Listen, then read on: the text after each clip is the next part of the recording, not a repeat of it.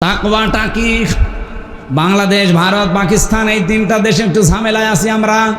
তাকওয়া বললে আমরা শুধু পোশাকের তাকওয়া খুঁজি, যে বিশাল জব্বা গায়ে দেওয়া লাগবে, সুন্দর টুপি মাথায় দেওয়া লাগবে, হাতে তসবি থাকা লাগবে, তাহেরি ভাইয়ের মতো বিশাল একটা পাগড়ি মাথায় দেওয়া লাগবে, আর মাঝে মাঝে একটু জিকির করা লাগবে, হো হো।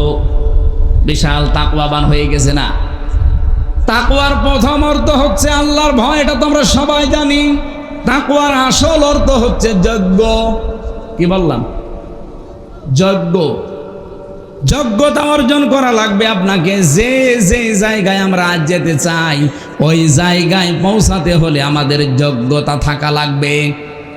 সত্যি আমাদের যদি যোগ্যতা না থাকে, আল্লাহ পাক আমাদেরকে সাহায্য করবেন না। এখানে কোরআনে কারিমে যত জায়গায় সাহায্যের কথা যেখানে আসবে দেখবেন, ইমানের পরে আল্লাহ হয় সলেহ দিয়েছেন, নাই তাকওয়া দিয়েছেন। আমি আধুনিক ব্যাখ্যা তাফসির পড়ে দেখেছি, সলেহ এবং তাকওয়া এই দুইটা শব্দের অর্থই বাংলা অর্থ আসে যোগ্য, যোগ্যতা। শুধু ইমানে নিয়ে বসে থাকলে হবে না, আপনাকে প্রস্তুতি নেওয়া লাগবে, যোগ্যতা অর্জন করা লাগবে।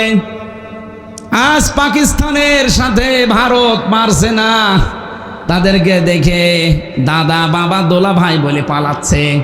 এটা বাংলাদেশের সাথে হলে করতো না, কারণ ওদের যা আছে আমাদের সে জিনিস নেই। ওদের তো অস্ত্র শস্ত্র পারমাণবিক এগুলো তো আছেই, এমনকি ওদের যে ইমান, ওদের ভেতরে আমি কালকে একটা স্ট্যাটাস দেখলাম,